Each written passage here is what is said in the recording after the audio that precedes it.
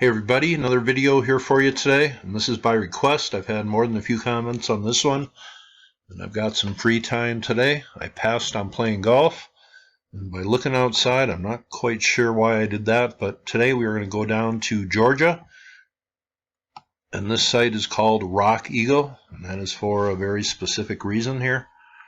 But on the east side of Rock Eagle Lake, there is a large stone effigy of an eagle, and there's a lot of unanswered questions as far as the origin of this, who built it and when. But here is a look at it from overhead, very large. And here is a look at what they call Rock Eagle, and this is kind of on a mound here. This is set up as a mound, and there's a story there was cremated remains found in here, but a lot of vague answers to this place. So let's see if we can put out some good comments here in the comment section of what you think this might depict, because scholars aren't sure this actually depicts an eagle. They're not sure what it depicts, but it's on the east side of this lake, and I had talked about the birdman of Cahokia and Horus of Egypt and all of the birdmen of ancient cultures. Well, was there a great leader buried in this mound or cremated in this mound, and is that what this representation was, or was it of an afterlife god, or what was it exactly? There's no solid answers here, so any comment will be fully accepted. But this is a solid history we know about this place. It was built sometime between 3,000 and 1,000 years ago. That's the best they can do, is pinpointing a time when this was built, between 1000 BC and 100 AD. That's all they know. On this website it says Rock Eagle Effigy Mound is the next oldest Indian mound site in Georgia after the Sapelo Shell Ring Complex. This Indian mound is an effigy in the shape of a bird with its wings spread. It is believed to have been constructed by a Native American group around 2,000 years ago, although originally it was thought to be more than 5,000 years old. And here in this pic, you can kind of get an idea that this is a mound. It says A.R. Kelly of the University of Georgia excavated the effigy mound site in the 1950s. During the excavation, Mr. Kelly found a single quart projectile point and the cremated remains of a human burial. So maybe this was an important leader interred in here.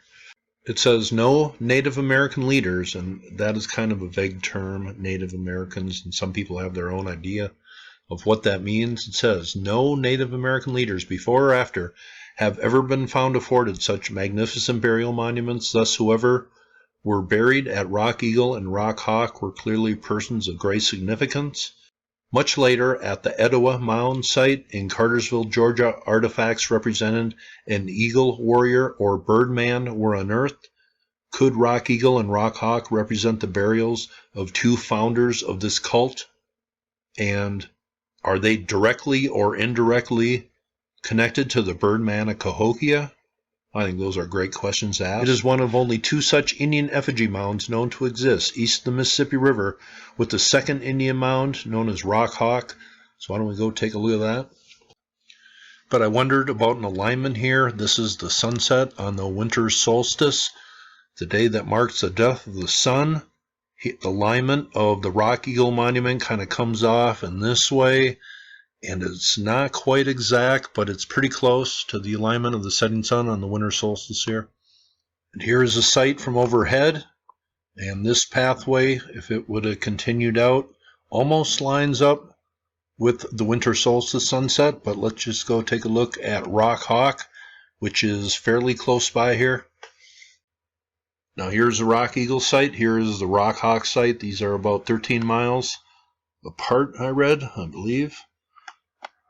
But this site is not as in good condition as the Rock Eagle site. But right down here are a few pics of the rock mound, not as well preserved as Rock Eagle. Here's another look. Here is a look from down below. But here is a look at the stone mound from ground eye level, and you can tell this is built up quartzite rock here in the form of some sort of bird. Here on this website it says, it is not known who built the Rock Hawk effigy, nor exactly when or why. Most of what we know comes from the limited research that has been conducted on the mounds and from speculation. The effigy was located on land occupied by Native Americans before early settlers took ownership via treaties in land grant shortly after 1880. The effigy consists of milky quartz rocks, and it is in the shape of a hawk. Some of the rocks are so large that archaeologists believe that they were dragged there with the use of deer skins. So not a lot of real solid answers here. Why they were built of this type of quartzite rock or how they were aligned, but this one does not appear to be aligned the same way as Rock Eagle. So just a lot of questions here, so I'd appreciate your comments on this. Here on this website, they call it a mysterious 5,000-year-old hawk-shaped monument. So the true date of this, it's all wild speculation. It even says that's speculative here, the dating. But it says Rock Hawk is still under development as a tourist site. The project is being carried out as a Route 16 scenic byway project. But just thought I would make a video on Rock Hawk and Rock Eagle, two pretty unique sites in Georgia here.